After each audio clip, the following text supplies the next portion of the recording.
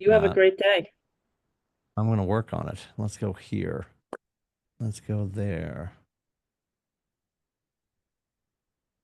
You should be the host now. Okay. Perfect. All right, ladies, have a great day. Thanks, you too. Take care. All right.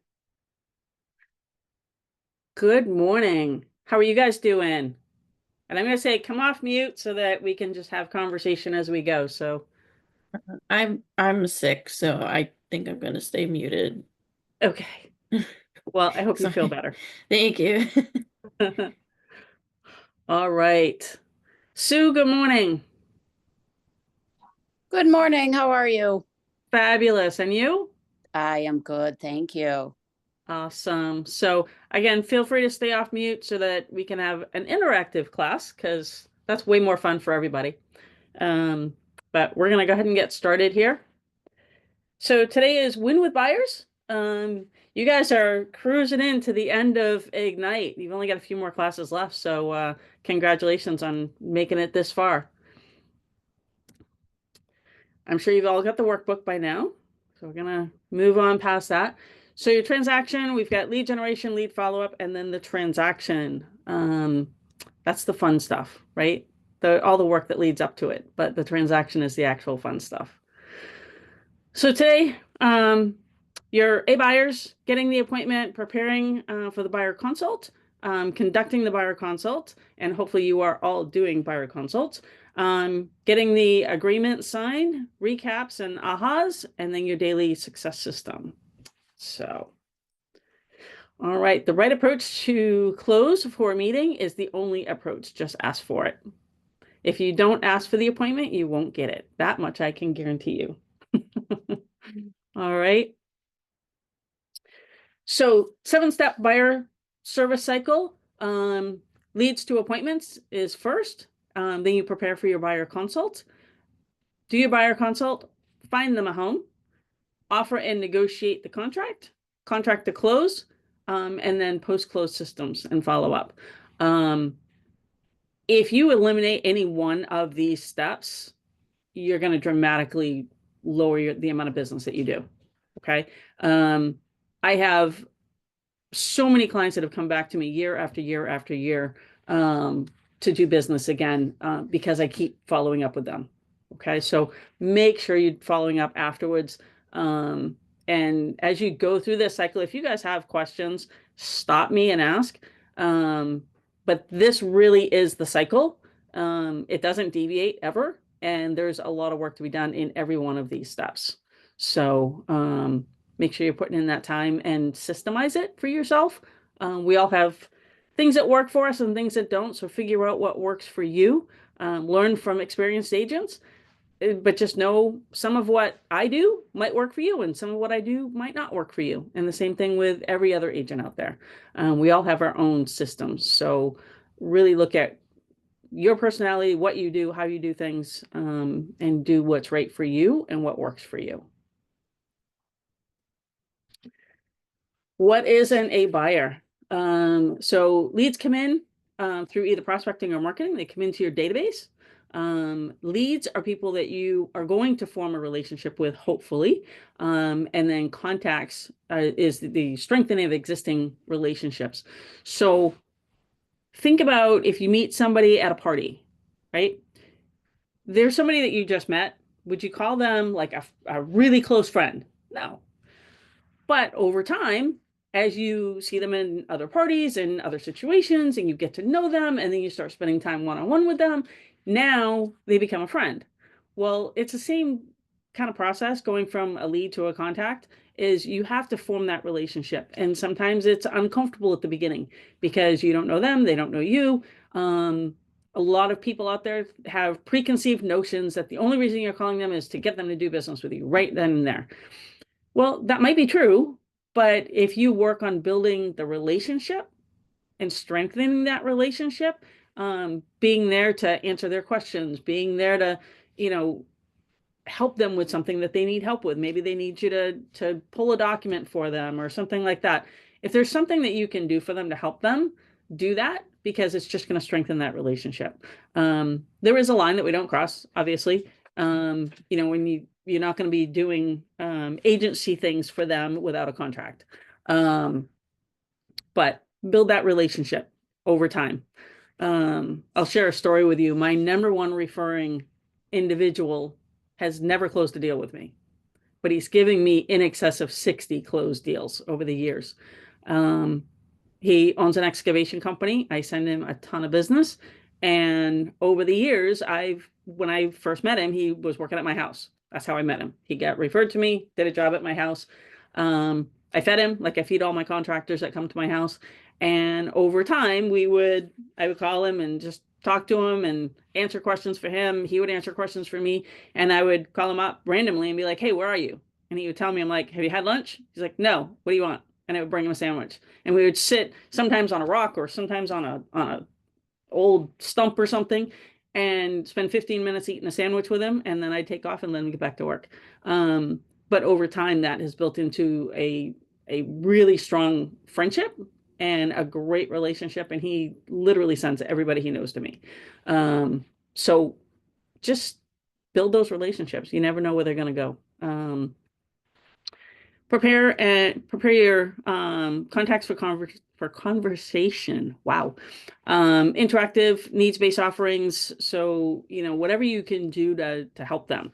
Give them pricing on their house, send them market reports, give them information that matters to them. Okay. So many people just don't really give value in their conversations and in their emails and things like that. So make sure that whatever you're doing is providing value to them, because that's really what they're looking for. So you get new and repeat business and referrals, and that just circles back through, and you just rinse and repeat. So keep those conversations going, keep building those relationships. You never know where they're going to go. I've had people that I've had in my database for 13 years before they did business. But when they did, it was $2 million worth of business in about a year and a half. So, don't discount somebody just because they're not ready right now. Okay. They will be ready in the future. Keys to converting your A buyers. Respond right away to lead inquiries. When somebody comes in, the faster you can respond, the better. Depending on what system you're using. Some systems have autoresponders, some don't. But answer them right away and give them as much information as you can around what their question is. Okay. Get valid and complete contact info, save it to command, create an opportunity. So my suggestion to make sure that you get all of the information all the time, I actually have a contact sheet. I know there's one in .loop. I'm sure it's also in DocuSign. I've created an extra one that's mine. It has all the standard information. I've got spots for both the two parties, husband and wife, and then I've also added spots for birthdays and anniversaries. This way here, when I get the contact info, I get all of it at once, and then I can put it into the CRM, and I set up recurring events to call and wish people a happy birthday, to wish them a happy anniversary, wish them a happy house anniversary. It gives you a reason to call them long after a sale without just saying, hey, you ready to sell your house and buy another one? And it's not all about you, it's about them. So get that contact info, put it in your system so that it gives you a whole bunch more reasons to call. Determine their motivation to buy or sell, so that you can speak to that. Again, ask questions, ask good questions, get good answers. Make sure you're really digging to find out what their motivation is. Okay. A great question to ask is, what's important about that? So, okay, you want to buy a multifamily. What's important about that? Why is that important to you? And when they say, well, it's going to be a multi-generational house, as an example. Okay, tell me more. And let them talk and find out what's really important. In most cases, it's about 3 questions deep, and that's where you get to the emotion from the buyer of why they're doing what they're doing. And so just really kind of keep asking questions. when you get the surface answer, oh, well, we just all want to live together. Okay, well, there's more to that story. Okay. So keep digging, and they'll appreciate it, because ultimately you're going to be able to find them the right house for them, if you're getting the information. Okay. If you're not asking what their motivation is, and you're not digging to get to the true motivation, then it's going to be really hard for you to really help them with what they're looking to do. Set the appointment, time and date, for as soon as possible. Much like a deal, time is a killer. So you want to get that appointment as soon as you can, so that you're in the door talking to them, and hopefully get that contract before they start talking to other people. Okay. Most people know several real estate agents, not just one. And so we want to make sure that we get in front of them and show your value. Okay. So get that appointment as soon as you can.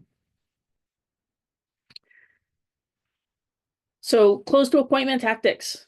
Show your benefits. We've been talking a little bit about that, or I've been talking about that. What are the benefits? So I'm going to pick on you a little bit today, just because I know Deanna's sick. What are some of the benefits that you can bring to that appointment? Actually, Terry, do you mind? I'm awaiting a contractor. Can you just repeat the question? I Sure. thought they were pulling up and it was somebody else like parked out in front of my house, which is weird. Sorry. That's okay. Got distracted for a moment. Yeah, no worries. What are the benefits that you can bring to a buyer appointment? What are the benefits to the buyer that we bring to the table with us? Our ears. Our ears, yes. Because a lot of people who have met with other agents really were kind of left with like, yeah, they told me how great they were. They didn't really tell me what they could do for us, or they weren't really listening to our goals. And Yes. the first time I heard that was probably 10 plus years ago, but Mhm. it's just, you know how we intake a million things a day and there's like two that we remember. I Right. remember that one because it's Mhm. true. We're, a lot of people are very like, I did this, I'm number 2, I'm number 17, whatever. They don't care. How are you They going to don't. help them? Are you going to, with people in a tough situation? Mhm. I've said it at some point in life, it will probably burn me a little bit. And I'm joking, but not joking. But I tell buyers like, if it's an $8 million buyer and they can write a check and buy whatever they want, okay, great. But if it's us regular people who they might struggle to find a house, and it Mhm. could be offer after offer after offer, it spit out of my mouth one day like, I'm not going to quit on you. We'll get this done. There'll be Mhm. a number of bumps, but you're stuck with me. And then we laugh or whatever. But Mhm. I think people just want to know that you're there for them too. Mhm. So that has been very successful. At some point I'll be like, oh my God, I wish I didn't say that. This is impossible. But I think just listening and absorbing what they need. And then, of course, you're going to tell them a little bit about what you can do for them. But I think listening to what they need and what their goals are is absolutely prime. Mhm. Yep. So, I don't remember if it was Gary Keller or somebody else. It may very well have been Gary, um, that said, we have 2 ears and 1 mouth, use them in proportion. Yeah. Yep. Right. Right. Because it's true. And that saying has helped me so many times. It's like, just nope, just be quiet and listen. Um, Mm-hmm. and then you said another thing about, you're not going to quit on them. The longest buyer that I had was literally 5 years to the month. It Mm-hmm. was May to May, and it was 5 Wow. years of looking at houses every single weekend. Um, Wow. and I honestly was at a point where I didn't think they were ever going to buy a house, because I would find them houses that they could afford. They were great. They met all the criteria that they wanted, and they just would be like, no. Right. And then one day the house diagonally across the street from their parents' house came on the market, and they bought it. Yep. Yep. Yep. It was, you know what? We just have to wait for the right house. Right. Yeah. So, Yeah. and that's okay. It gets frustrating for us, but we have to remember it's not our house. Right. You know, we have our houses. And if we Yep. want a different one, then we're going to go through the same process again, right? Right. I get a lot of people give me dirty looks when I say this, but I really believe that real estate agents should have to move their primary residence every 5 years. Yeah, I think about that every time I've gone into a house and like, wow, I really really like that place. Mhm. And then I walk in my door and I'm certainly not a hoarder, but you know, I've been here for 23 whatever odd years, and it's like, Mhm. yeah, that would be a big job. Nope, never mind. I'm good. I'm happy. Well, but the thing is, we need to remember what our client is going through, right? Because Right? they're working full time. Yep. They're probably have a family, or, you know, whether they have kids or they don't have kids, but they have other social things that are going on in their life. They've got to pack their house. They've got to look for a house. They've got to make sure that their house is show ready. I mean, there's like Right. all these things. And then we're like, hey, I need you to do this right now. Right. Exactly. When? Yep. Right? Right. So just keeping their situation and what they're going through, and asking the questions, you know, if they're getting, you know, frustrated, and we can see when they get frustrated, you know, ask them what's going on. How can I Right. help? Yep. And sometimes it's not about us doing anything. It's just about giving them a question to ask. I had a client, I think it's been almost 4 years now, and they had bought a house that the person had passed away, and they bought it from the family with the understanding that everything that was in there could stay. Yeah. Shortly after that, all four of their parents, the couple's parents, passed away, and they got all of their stuff. And so it looked like a hoarder house, but it was just that they were so overwhelmed that they couldn't get rid of everybody else's stuff. Right. And so as we went through the process, I had two questions for them. You know, who can help you, and how do we get it done? And it's funny because they keep coming back to me today, you know, years later, because now we're good friends, and they're like, all we got to do is ask who and how, and everything gets done. And we're like, Right. cool, you know. Yep. But it's, you know, it's being able to do those things. Yeah. That's a lot of the benefit that we bring to them, is Yeah. there to guide them and to be their support and to help them. Yeah, all the transactional stuff, all the knowledge that we possess about how to do a deal, that's all great. But, and I'm going to say something, and I know it's not 100% true, that stuff that everybody who has a license should know, we all know that most don't, but, you know, we all have to be constantly working to get better and to know what's going on in our industry and be able to help our clients in the best way possible. And I think the vast majority, there are a very small percentage of people that are not in this business for that reason. And most of us, a very high percentage of us, really want to help our clients. That's what we're here for. And, you know, but we also got to think about where they're at. So, so take back clothes. You know, I'm not 100% sure what the take back clothes actually means. So I guess for me, what that means is that there have been times that I've sat in an appointment and, you know, we don't agree on a price. So, you know, or whatever it is. And I'll be like, okay, well, we're just not going to do this then. And like, well, I didn't say that. Okay. Right. Yeah. You know, I think sometimes when you just step back and you're like, okay, we don't have to do this. And they're like, well, no, that's not really what I want. You know, I really do want to do this. Okay. You mean ending the appointment, letting Yep. them know, like, I'm not really sure that we're a great fit. Yeah. But if you have more time to think about our conversation and want to resume this, and then like the next day, it's like, we're really sorry. We understand what you're saying. Could you come back today at 3?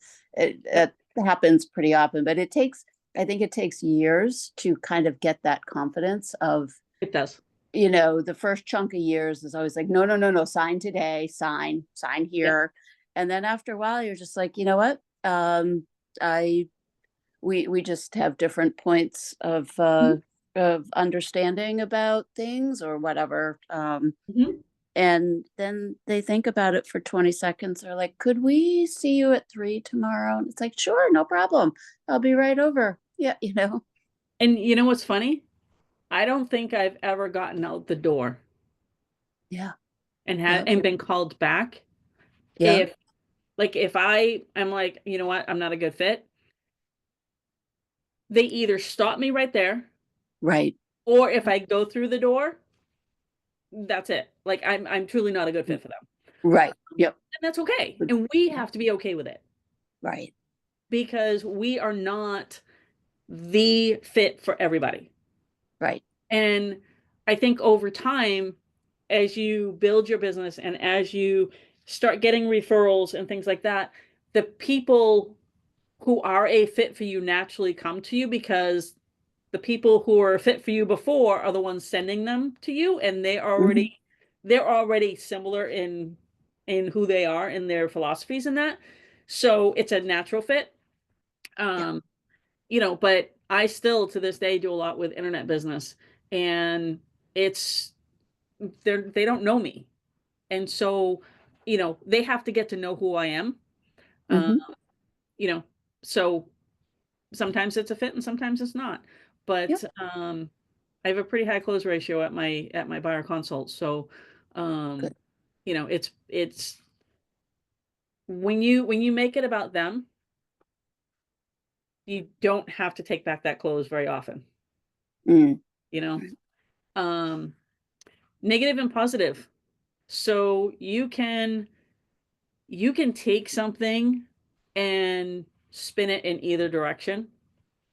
And sometimes if they have something that they don't want, rather than going down a negative rabbit hole with them, I try to find the opposite of it because the opposite is usually the positive of what they really do want. Um, Mm.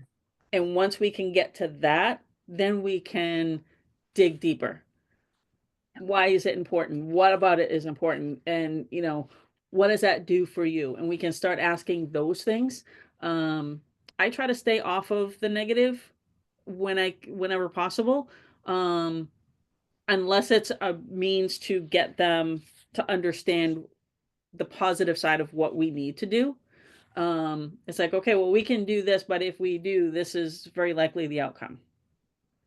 If we do it this way, this is the outcome. Now I've given them kind of both sides.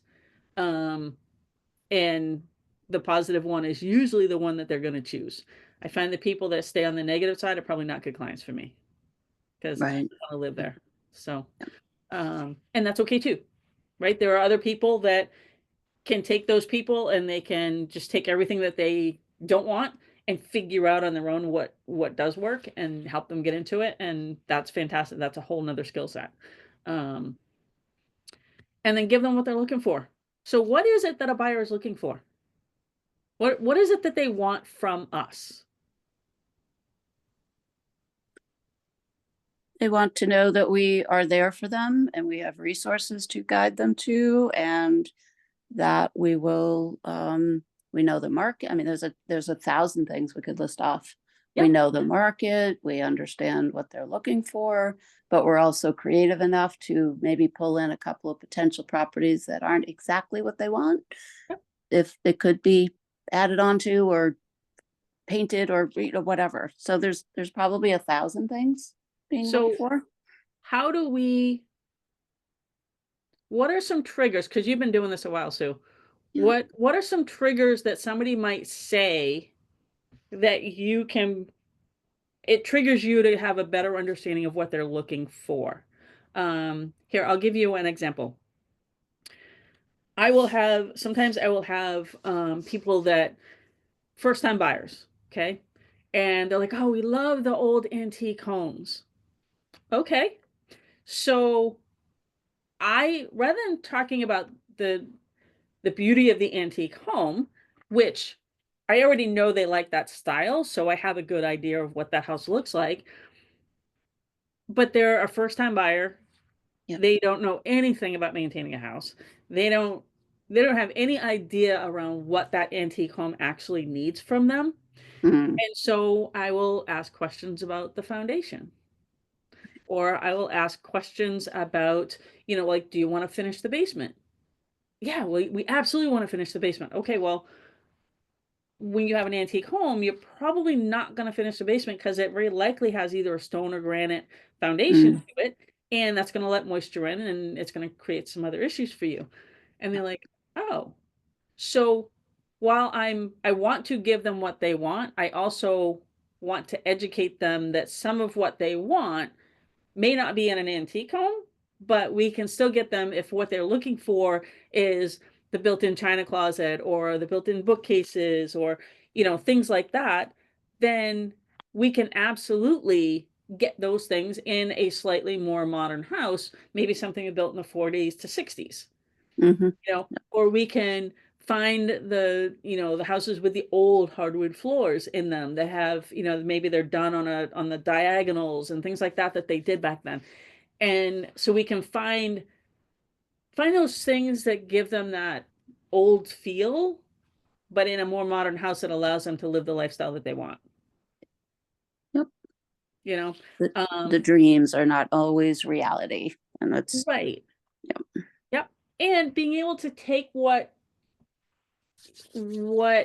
they're saying, again, going back to listening, right? Listening to what they're saying, but also hearing the lifestyle that they want. Um, and their knowledge of homes and are you going to be able to do, if you've got a stone foundation, are you going to be able to do the repointing, because you really need to be able to do that, otherwise it's going to cost you a fortune. Oh no, I'm not going to do that. Okay, well, here's a name of a contractor that could do it for you. Give him a call and ask him what he would charge, because now we're giving them resources. And I think they value that, because we're not just saying no, don't do it. We're saying, hey, if that's what you want, I will help you find that. However, I want you to go in with your eyes open. Um, so making sure we're giving them what they want, what they're looking for, but also educating them what that full picture looks like. Um, Trial close. You can ask for the close 3, 4, 5, 6 times throughout a process. Um, and it's depending on how you do your buyer consult will dictate kind of how many of those trial closes that you're going to use. Or like, I might say, are you ready to put me to work for you? They can say yes or no. It doesn't mean that the appointment stops right then, right? It just means that's kind of a trial. Like, are you ready? No, not yet. Okay. Um, you can do an assumptive close. Okay, I'm just gonna have you sign right here. That's assuming that they're going to sign, you know, and so there's things like that.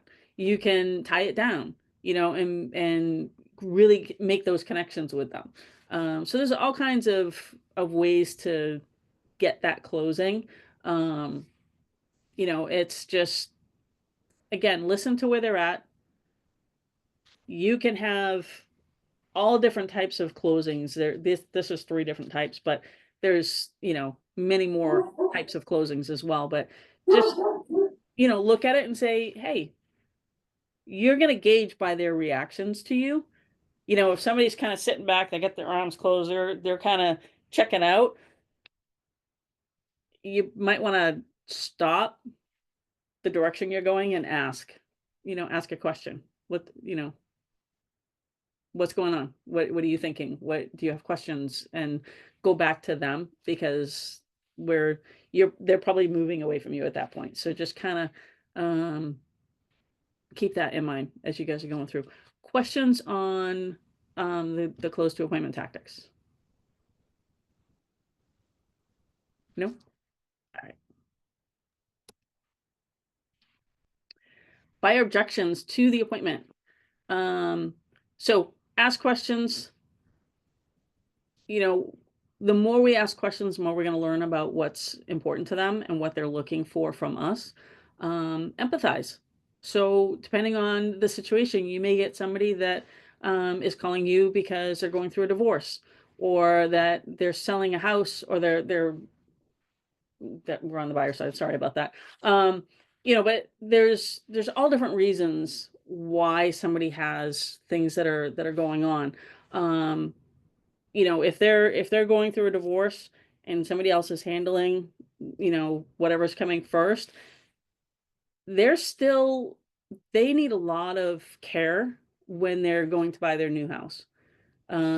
They probably weren't planning to be buying a house right now. They weren't, they're not in necessarily the best headspace.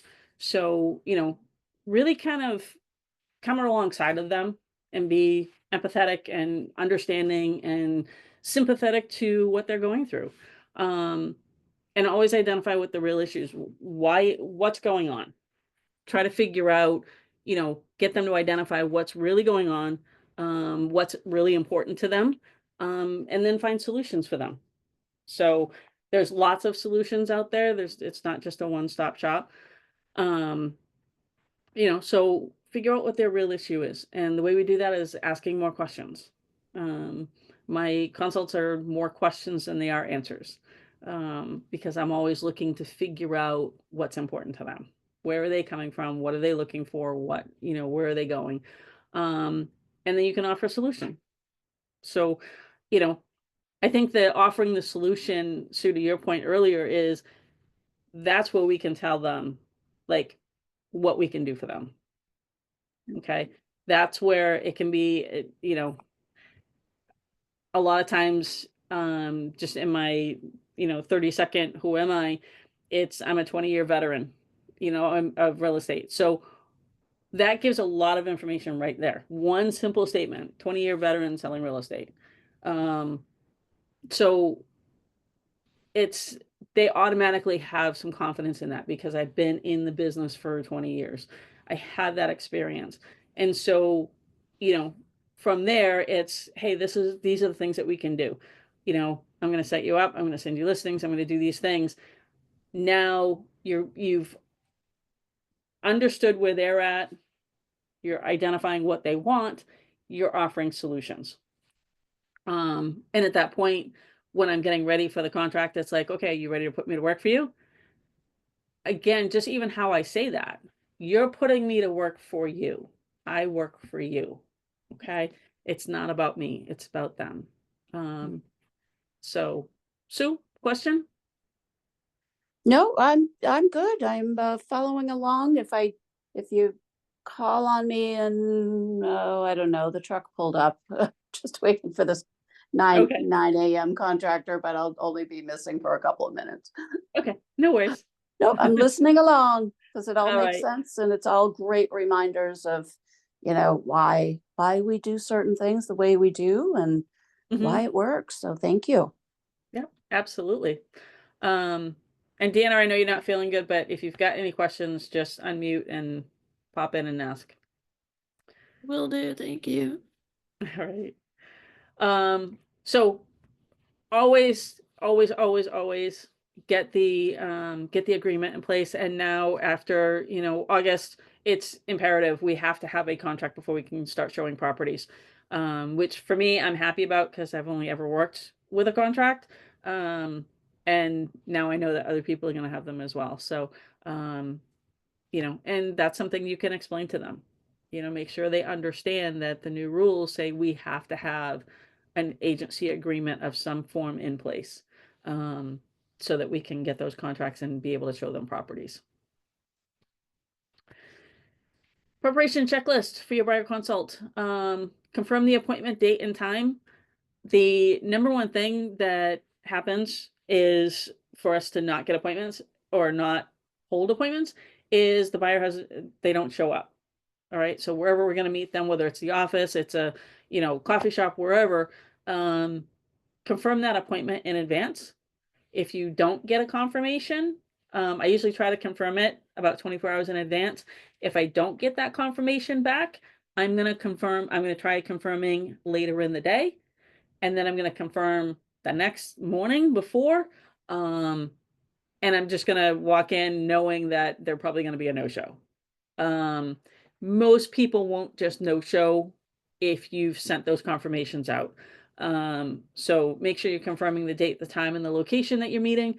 And in most cases, that confirmation, once you get it, you're pretty solid to go at that point.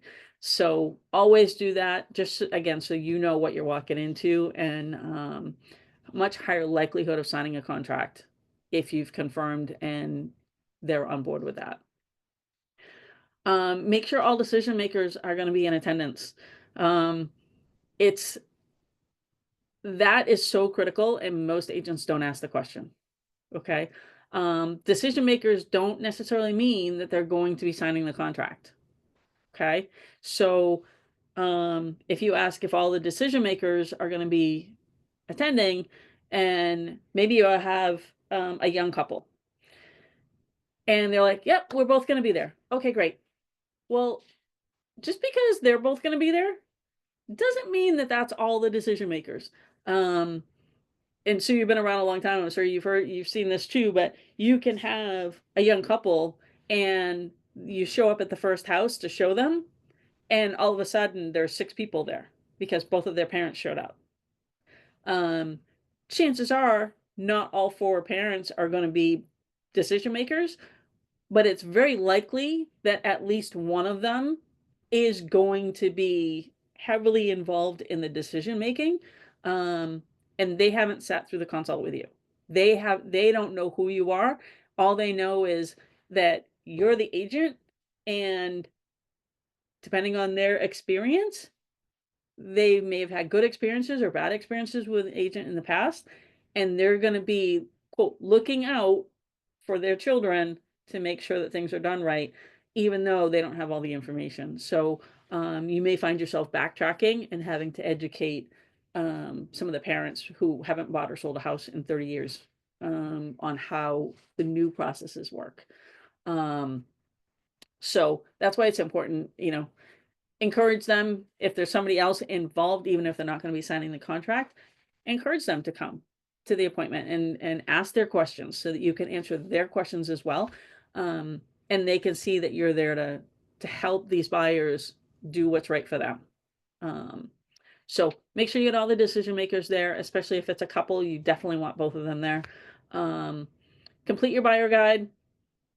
And so just go through that whole process. Like, what is it you're going to be doing for them?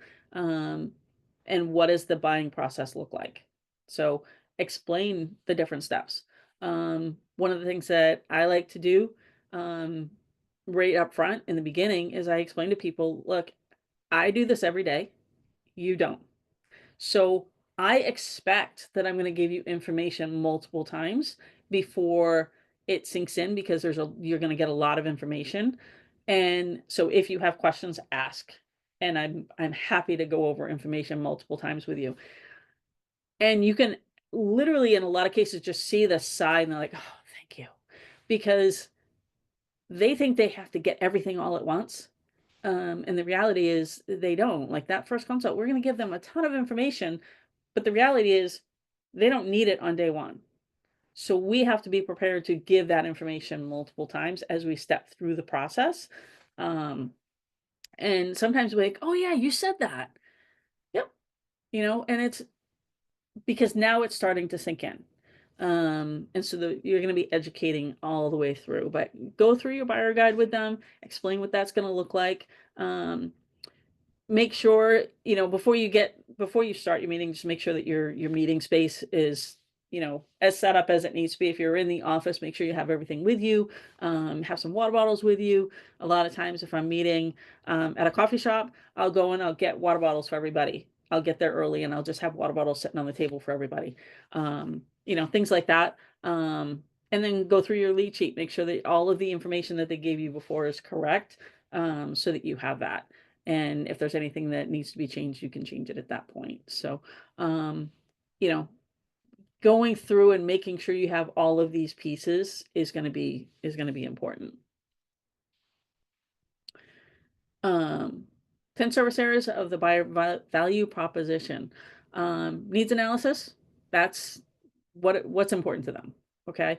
I have like I think it's a 5 or 6 page questionnaire that I go through, and it's long because I've got plenty of room for me to write all over it.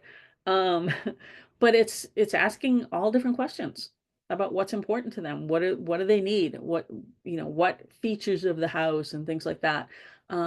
Pre-qualification or pre-approval.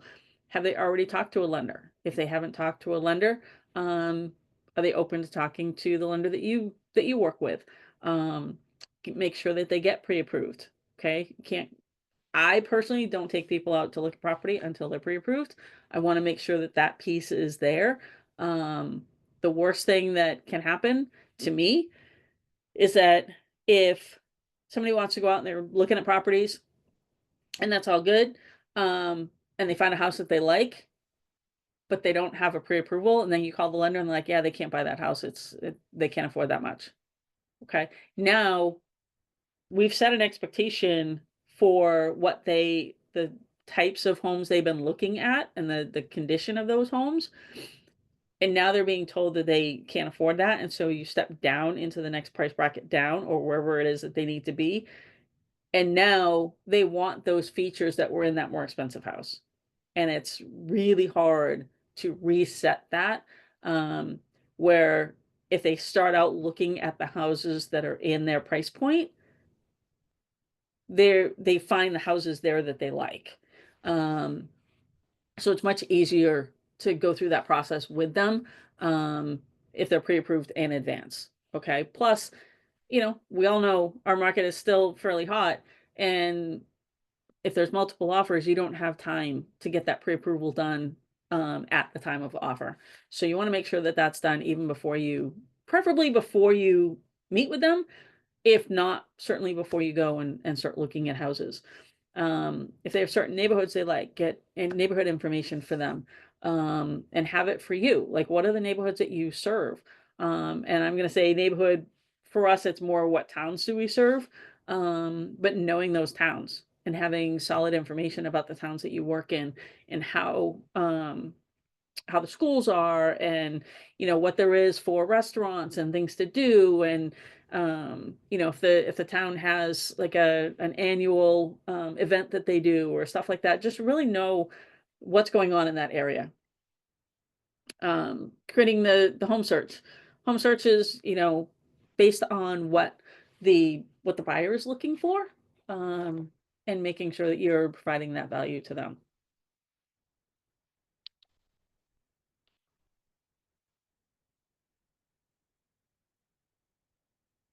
Making the offer, another area. Obviously, we're going to write the offers up for them. So these are all components that we do for them, right?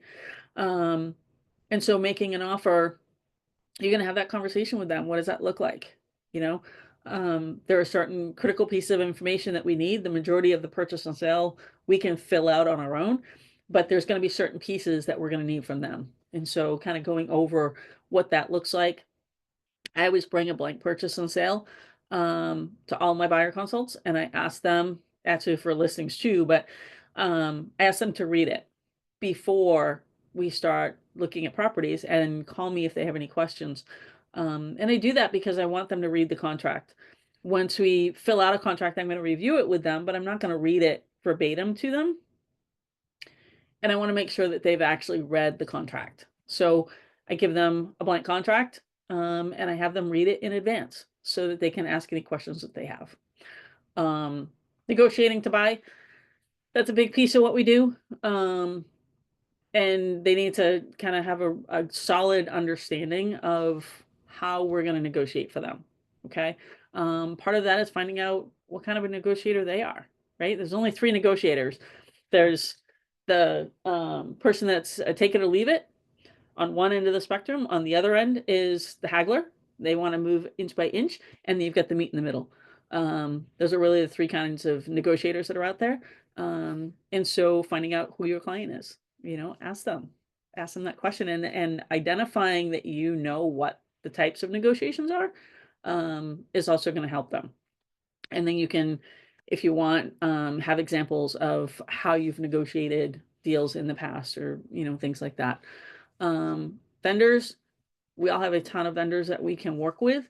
And so making sure that, you're explaining to them the type of vendors that you have. And basically it's almost anybody that they could need in this transaction, we have access to. And hopefully we've been building relationships with those people, so that when somebody needs something, you can refer them to a great vendor who's gonna help them.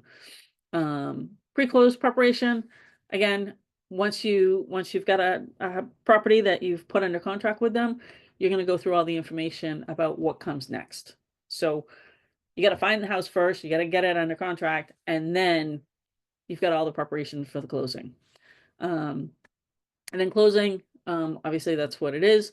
And post-closing, that's our after sale follow-up. Okay. I like to call people a week after their closing and just check in. How's everything going? Do you need anything? You getting moved in? Any issues? And I always, at that point, I like to ask, is there anything I could have done better? Very rarely does anyone say that there's something I could do better. No, you did great, because they're in their new house, right? They're happy. But every once in a while, someone gives you something that could have gone better, and take that in stride. Okay. It's good feedback for us. Don't take offense. It's their perception. Even if you don't agree with it, that's okay.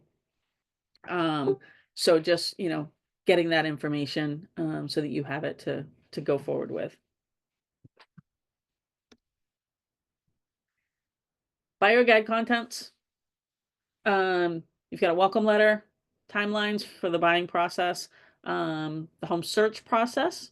So what is that going to look like for them? What system are you going to use? Whether it's you're going to send listings through command, you're going to send them through MLS, you're going to send them through some other source. Let them know what to expect. Get them access to the KW app. And I would say have it on your phone and show them how to use it. Let that be part of the process. Most people don't need a ton of education when it comes to apps these days. Everybody's got 1,000 apps on their phone, so they're familiar with that. But if there are certain things in there that you want them to understand, walk them through it. Introduction, value proposition, your pledge to quality, your bio, like who are you? This should all be part of your buyer guide, of who are you, what can they expect from you? Okay. Reasons to buy a home. There's lots of reasons to buy a home. Is this going to be their primary residence? Are they a first-time buyer? Are they a move-up buyer? So are they looking for something bigger, something smaller? Are they looking for investment properties? Are they, I hear the phrase house hack all the time. I never heard it, 10 years ago, you didn't hear house hack. Now you hear house hack all the time. And what is it? Well, we have to know what it is, because if they're using that phrase, we need to know what that is, and we need to be able to talk about it. And it's basically somebody that wants to buy a home, whether it's a multifamily or a single family. And then either if it's a single family, they're going to rent out rooms.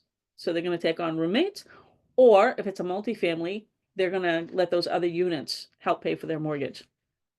And so that's what house hacking is. And so we want to be able to kind of have a conversation around that.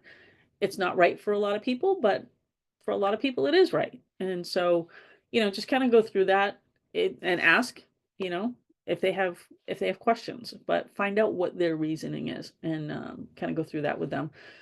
Local market analysis with price ranges and trends, being able to, that shows your knowledge of the market, right? If you know where they're looking in advance, if you've done a lead sheet and you kind of have an idea of where they're going to be looking, you can walk into this appointment with information about price ranges and trends and things that are happening in that market for them. And it shows your value without you having to state your value. Okay. Which is a huge piece. Financial worksheet, what's that gonna look like for them? Okay. A lot of financial worksheets you can get from your lenders. They can give you financial worksheets. If you say, hey, I've got somebody that I think they're going to be in this price point, or if they're already pre-approved, now you know what their pre-approval is, you can get that pricing worksheet, or the financial worksheet from the lender and say, hey, here's what it's gonna look like. The lender is going to do the credit check. So I don't get into credit checks or credit scores or any of that stuff with them. I just let them know that, that's going to be part of what the lender is going to do for them. Interest rate sheet, again, I leave that on the lender side of things. You can give them some basic information about what's going to be needed for the loan application. 2 years tax returns is pretty standard. They're going to ask for employment. They're going to ask for, income, money in the bank, those kind of things. So I like to keep that kind of generic stuff because I'm not a lender. So I don't want to cross that line and start giving out information about rates and things like that. Going over Keller Mortgage, Keller Covered, those are different services that Keller Williams can provide for them through our affiliated companies. So, have that conversation with them. Talk to them about, do you have somebody from Keller Mortgage? If you're using Keller Mortgage, by all means, give them information about that. What are some mistakes that they can avoid? So, one thing for me is judging a house by its pictures. So, pictures are deceiving on both sides. They can look really, really good and they can look really, really bad and be completely off. At a house years ago that I kept trying to get my buyer to go look at the house, and the wife's like, "No, that kitchen is awful. It's disgusting. I hate it." And so they had an open house, and I went to the open house and I called them like, "You've got to come to this open house. Like, this kitchen is amazing." And they're like, "It's disgusting." I'm like, "Come, just come." And they came and wrote it off around the house. Because, the pictures just didn't do it justice. So pictures can be deceiving in both directions. So, questionnaire, we already talked about that. But these are all things that really should be like things that we can go over with them. Everything on this buyer guide content list shows your value. Okay. It shows what knowledge you're bringing to the table. It shows your market knowledge. It shows your process knowledge. This is all demonstrating your knowledge and your ability to help them. That's kind of its point. So make sure you're using it. Whether you use it as a printed guide or you use it as an online presentation that you go through with them, or you just go through all of this information as part of a mental checklist. However you do it, make sure you're going through this information with them because it's great information for them to have, and it shows your value. This is a huge value piece for you. Questions on the buyer guide at all?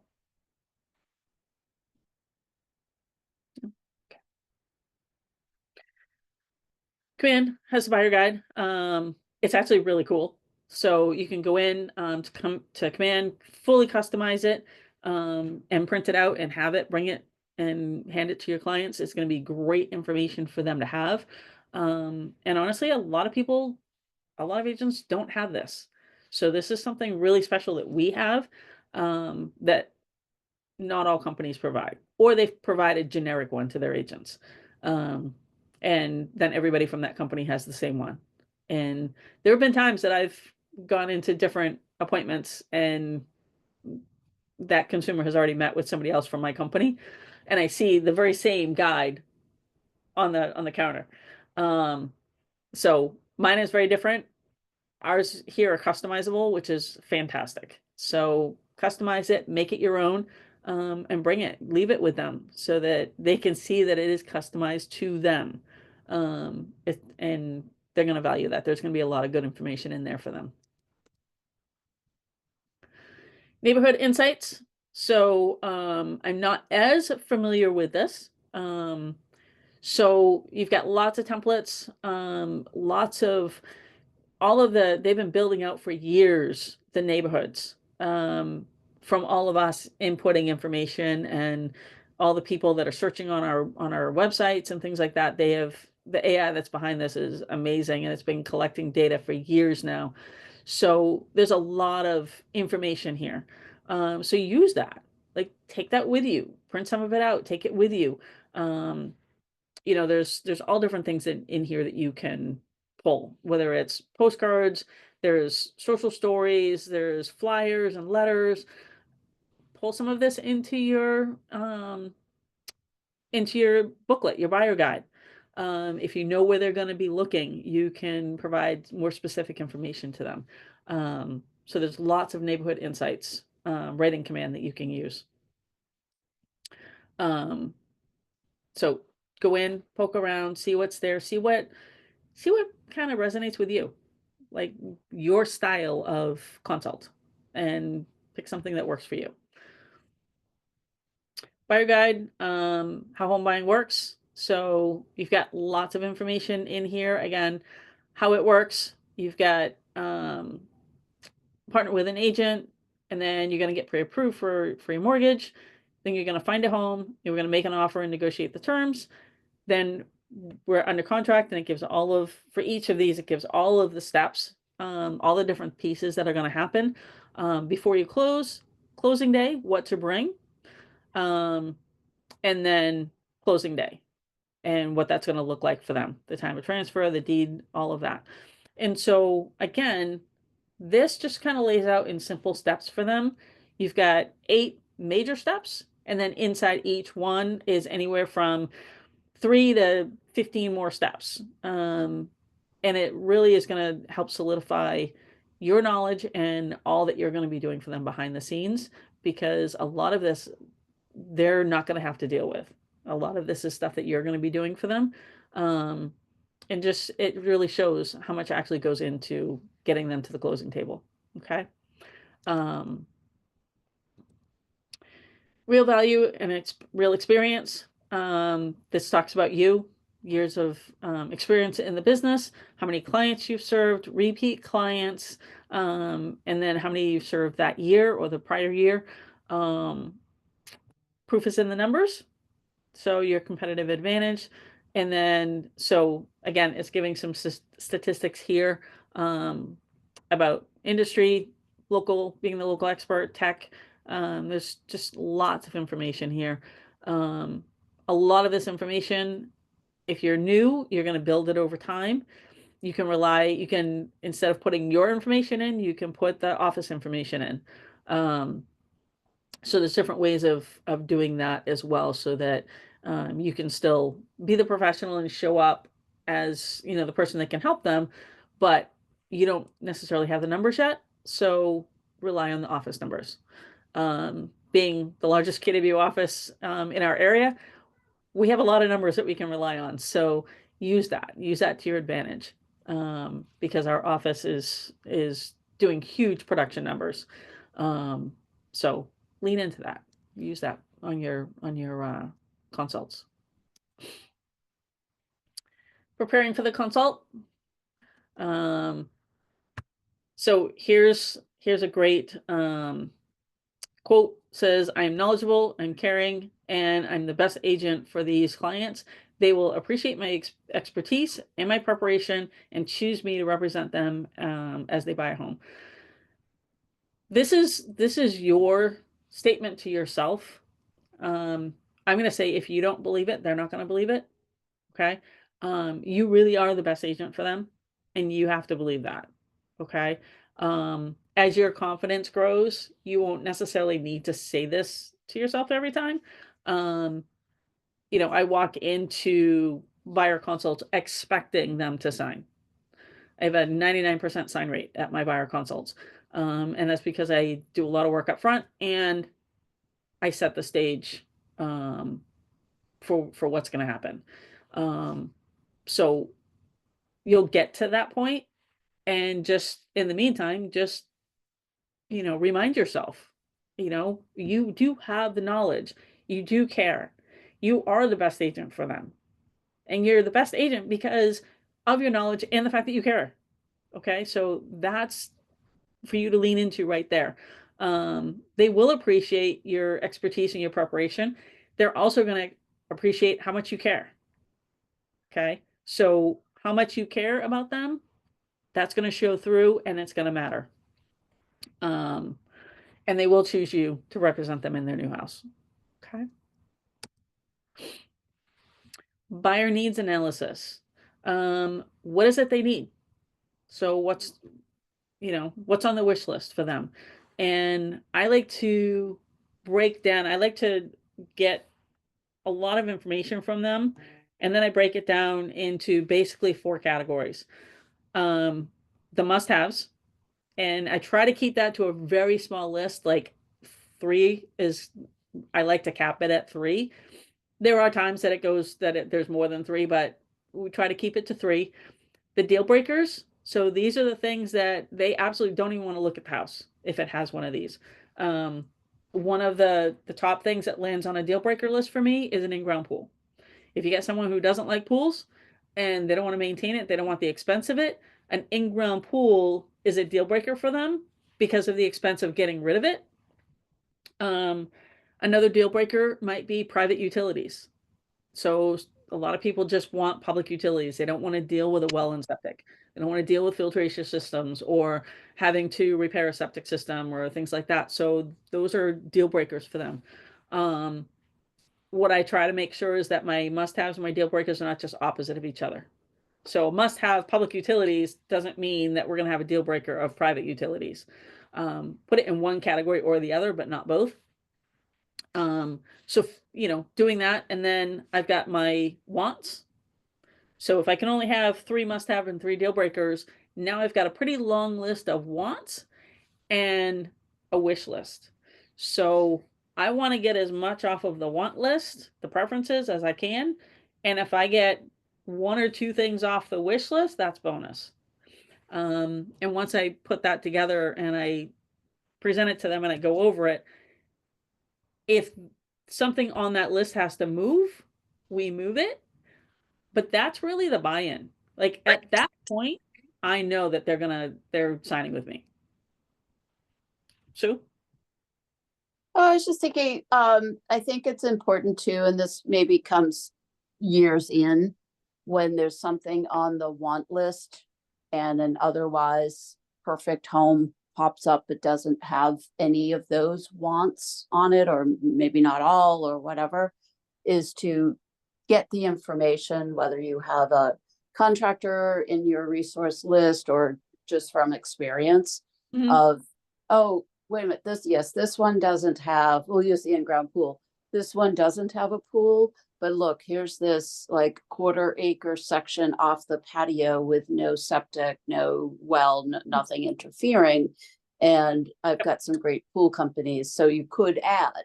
That's not for everybody, but when you know that there's a possibility of adding, and then the opposite, like I was in the in-ground pool situation for a while, like, yeah, that's a lot. I had one and it's been a few years, so prices are probably more, but perfect house, but within ground, twins expected and a 2-year-old in the mix. They were like, God, no. And I said, well, you know what? I want you to get your own quote and I'll give you some great companies who will do a great job and reloam and do everything needed. 8 to 10 can easily be take away an in-ground pool. And in fact, it happened in a day. Yep. I was at that house. It was a house I was flipping. So the pool was there in the morning and it was gone in the by afternoon. like 5 o'clock. And I was like, oh, wow. Like that was quick. So I've gotten, I hope it doesn't like scare anybody, because I always do kind of joke like, well, if you find there's the budget, just so you know, this could be somewhere in the range of X to Y, because sometimes people will knock out a house completely, because everything in a buyer's mind is a bare minimum of 10,000 up to 50,000. When right? Sometimes it's like 6,000. So I think you can't quote it, of course, but just letting them know. I've had experience in doing that exact thing, and it was somewhere in the $7,000 range. So it's not an impossible. And now, I mean, I know for the last 4 years with like, you don't ask any questions, just buy the house, but we're not in that anymore. So maybe here's our offer, and we've put in, it's about 7,000 less than normal, because we know we're going to have to take out the pool for safety purposes. Right. a lot of buyers, a lot of sellers get that. Mhm. They've already been told, or they've already heard it from their friends, like, "Ooh, your pool's going to be a problem." Yep. They might Especially go, if it needs yeah, repairs. right, yeah, exactly, yeah. So I try to take, I guess I have a wish list more in my head for each person, but and this may not always be a great idea because you start kind of delving into their budget over the years. But I do tend to be like, hey, that situation could be fixed. Oh, yeah, And I totally. always say, I'm not playing contractor, I'm not playing inspector, but Mhm. I've done that project. Right. And I think the expense that you're thinking about is higher than what might be the reality of that. And then they go, oh, I could picture that addition on the back or something. So I And I just, do a lot of that right at the consult. So right. like if they say, in-ground pool is a deal breaker, I'll be like, okay, so, first we dig into why. Secondly, it's like, okay, so if I put this on this list, basically what you're saying is you don't even want to look at a house that has an in-ground pool. Correct. Okay. I'm going to remind you of that later. However, if you want to look at any house, I will show it to you. And there's and we have those conversations around, what can you do? Okay, this is the perfect house, except. Well, if it's the perfect house, except, fix the except. Whether that's taking out the pool or it's putting in a pool or, whatever it is, you know, almost everything can be fixed. And so you're 100% right. In most cases, it doesn't cost anywhere near what they think it's going to cost. Right. Um, and it's education and it's putting them in front of the people who can talk to that work that's needed and give them an actual idea of what that's going to look like. Yeah. And so it's having those conversations, I think is the most important piece. Um, and it doesn't hurt to look at a house. So let's go look at it Right. Yep. and see, Totally agree. you know. I've I'm ended more up in with favor of looking buyers. at more houses than less. Yeah, especially now. There aren't a lot out there. Like Exactly. you're not going to find, it's not like 10 years ago where there were, whatever, thousands per county or whatever. Yeah, 7 years Um, of inventory. yeah, that. So, and I've said it to like people that I'm close to, like right at the begin, friends or family members Mhm. of friends, like you're not likely, I said, I hope you don't think I'm being negative, but you're not very likely to walk into something absolutely perfect unless you build it yourself and pick the colors and the countertops and the floors and all of that stuff. Whatever we see, there's going to be something that you'll want to adjust. And we can talk about how that can go. And, Right. I think it's great when new agents spend the time to get, an electrician or two, because of course it's always recommended to have more than one. But when you get to know the contracting crowd out there and the tile store that best fits Yep. their likes and needs, and to be able to whip off and send a link immediately to someone like, this is a Yes. great pool company. I've worked with them. They've serviced at my house for 20 years now. I can recommend them, but I'll give you a few so you can Mhm. talk to them. And then when you can just recite off like the companies that you've worked with and you've had great Yes. experiences with, that means the world to them. So It sure does. I think that's a really good way to like collect the people in your life who can fix things Mhm. for people. I have a spreadsheet on my computer with Oh, all of my contractors and all of the people, the businesses that I refer. nice. And so I literally can like copy a line and, send it right out, Oh, that's okay. No worries. which is nice. Thanks. Yeah, it helps. And then they glean from that you have the knowledge because you have the connections that can help them. It's like another layer of the cake. Exactly. And that's the thing, like each thing that we bring to them just makes them understand more how much value we are bringing and how much we're here to help them and do what they need to be done. So, it's just, I like the 4 quadrants. For me, that works. And it simplifies things for my clients. And so, and it helps them prioritize what's important. Um, and there may be things that don't land on the must-have list, but they're in the wants, but they're a very high want. And so we put those at the top of the list. And again, it's helping them prioritize, but not being like, well, everything is a priority. Everything is a must-have. No, everything's not.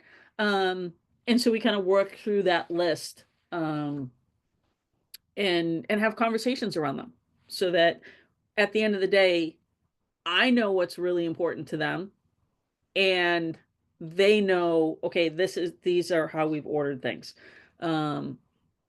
So it's worked out really well for me. And but it is by no means the only way to do it. So there's lots of ways to do this. And so you've got some great ideas on how you do it, and I love it. I like yours, though. I think yours is more organized, where mine's a little bit off the cuff while chatting with them.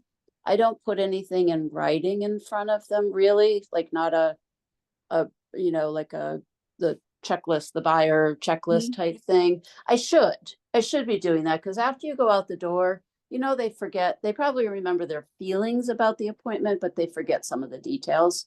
Yep. So And I send that to them. yeah, see, that's a piece that I'm not doing, and I should.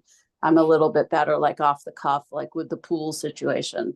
Like, Yep. oh, let me share, this experience with you or whatever. But And here's the cool thing about it is, as you go and look at houses, and so you can attest to this as well, sometimes their needs and wants change. Something right, that was really important to them in the beginning is like, it's not that important anymore. right. Okay. So now when I see that and I hear that, I'm like, okay, do you want me to move that on the needs and wants list? And they're like, yeah, actually, that'd be great. And so the list can change over time. But it's also, okay, they're asking to go look at a house that has a deal breaker on it. And say it's public utilities, or private utilities.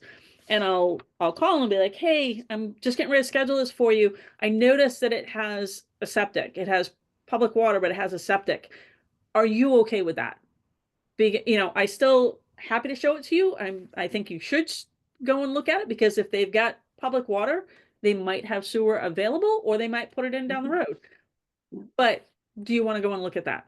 And so it kind of puts it back in the forefront for them that I've got their back, in that if they say, oh no, we didn't see that, take that off the list, I didn't waste their time going and looking at a property when we can see right up front that, it's not going to work. I think most of us have pulled up to a property and the buyer pulls in and they're like, yep, I don't even want to go in. I pulled up to one and my client's like, yeah, we can go. I'm like, what's going on? Like, the house looks great. It meets all your needs. Like, why? And they're like, yeah, there's a chicken farm across the street. We're not living next to chickens. They didn't want to hear the rooster. And Well, I'm like, welcome to New Hampshire. right. But we used to send people on drive-bys. Now Right. they don't have time to do drive-bys, right? If you do a drive-by, the house is gone. Yep. And so, True. but that, having that list and being able to refer back to it and point things out to them, today people are busier than ever. They appreciate when they can eliminate a house without having to go and look at it, knowing up front that there's something that they don't want. And there are times, and so you and I have talked about this earlier, like there are times that I'll look at it and I'm like, you know what? That's the only thing that doesn't make this a perfect house. Let's just go look at it. And sometimes you gotta kind of convince them, but what does it hurt to go look at a house? You don't have to buy it, right? And I think when you kind of put it that way, it's like, well, you don't have to buy it. Like, I'm not going to twist your arm. I just think you should look at this one. And usually we've built enough trust and rapport at that point that when we say something like that, they understand that we're looking at it from a different perspective and we really do have their best interest at heart. And I think as long as we're always coming from looking out for them and what they want, that level of trust grows exponentially over time, which is huge. So again, making sure we know what they want. The other thing that having the needs and wants kind of in writing in front of you is when you start stacking buyers, which right now I've got 13 buyers that I'm showing property to, and they all start to blend together. And it's really helpful for me to be able to go back and be like, okay, who's looking for what? And make sure that, I'm having the right conversations with the right people. So that's another reason for me to have it in writing. So, activity close for the agreement. Woohoo! All right, so wrapping up the buyer consult, offer your KW app. You can help them set that up right at the appointment. Again, you need to know how to do that. So make sure you know how to set it up and then help them download the app and get it set up right then and there and show them how to use it. So set expectations, explain to them what's going to come next. You're going to set up searches for them. You'll send them information about neighborhoods. You can send them lender recommendations if you haven't already with the contact info. So kind of always setting the stage for what comes next. Okay. Now that you've, hopefully either signing the contract or have signed the contract, now you can start saying, okay, here's what's next. And every step throughout this process, here's what's next. What are the next steps? Okay. Even once they sign a purchase and sale or it gets accepted.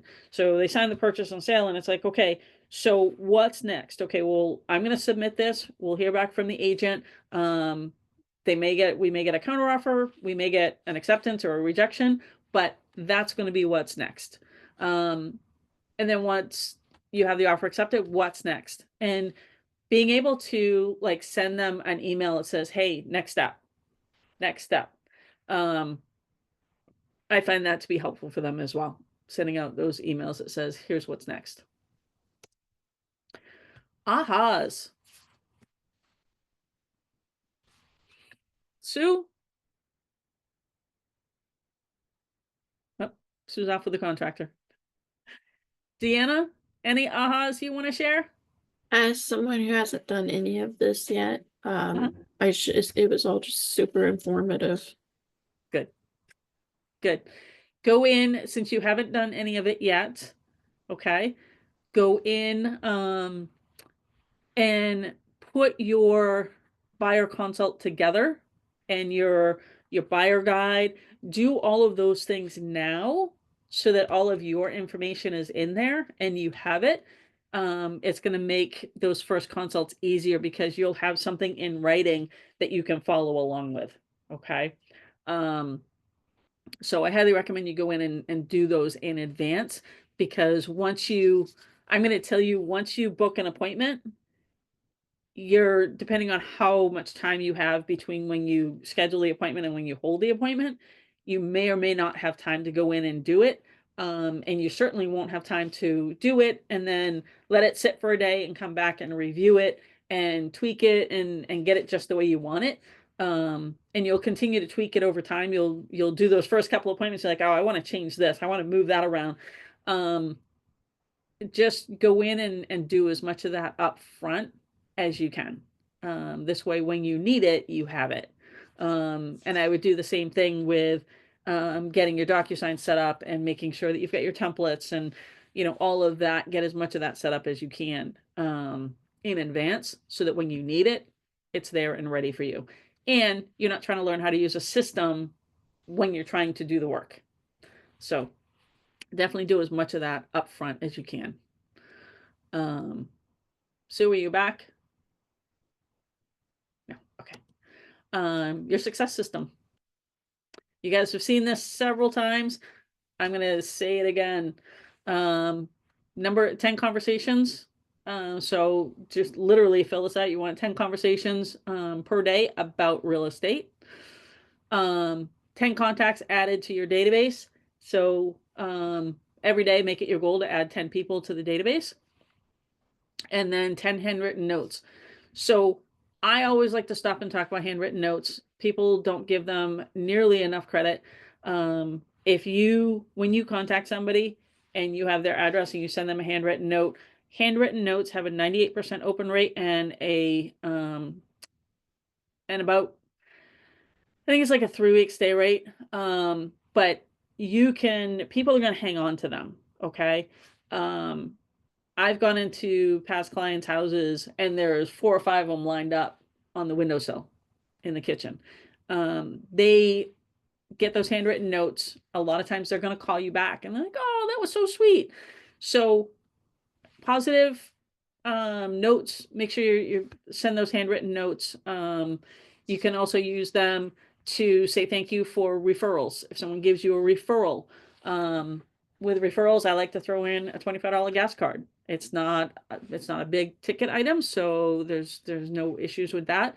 And it's just a thank you. If you're going to do that, make sure you get a gas station that is local and one of the big chains so that they can go anywhere. Okay, so you don't want them to be locked into one particular gas station. So I used to do either Exxon or Mobil, and I would make sure that I wasn't at a locally owned one, so that it was somebody that they could go anywhere and do that. 10-5-1 for social media, 10 likes, 5 comments, and 1 post. Make sure your comments, take that 5 and circle it. That 5 comments, 5 words. Okay. Otherwise you get filtered out. So as not relevant. 5 or more words makes you relevant. It means that you're going to show up in their feed. Okay. So if you're going to take the time to do the comment, make sure you get 5 words so that you're relevant. Your enrichments, appointments. So enrichments, making sure you're talking to the people in your database, warming them up so that you can book those appointments. Booking your appointments, getting your agreements, and then closings. So enrichments, appointments, agreements, and closings all come by doing the activities in the front. So having the conversations, adding people to your database, sending handwritten notes, and engaging with people on social media all drives everything else. Okay. And it drives it with people you're going to want to work with because they're going to resonate with you. Okay. Questions? No. Last thing, as always, please do check the do not call list. Don't call anybody that's on the do not call list unless you have written permission to do that. And then use command and answers.kw.com for more information. So you can go to Command Connect and ask it almost anything. And there are articles out there. There's information out there. There's people give sample documents that you can use and take and modify. There's just a ton out there. There's also a ton of classes in KW University. I've taken a lot of classes out of KW University. They're awesome. Some are self-paced, some are actual classes, but there's just so much information out there. You go out there and take some classes, get more information, and get really good at your craft. And then answers.kw.com. Again, you can go out there, put in a question, and it'll point you to where to get that information. So amazing resource, both of those. I encourage every conversation in the spirit of contribution, and people are happy to be in relationship with me. There you go. There's your quote for ending the class. Any questions for me? No? All right. Well, you guys have an amazing day. And it's 10:30. We're out a little early, but that's okay. So you guys have a great day. And if you guys need anything, don't hesitate to reach out. I'm always happy to help. Thank you so much. You're welcome. Good luck, Deanna. Bye, guys.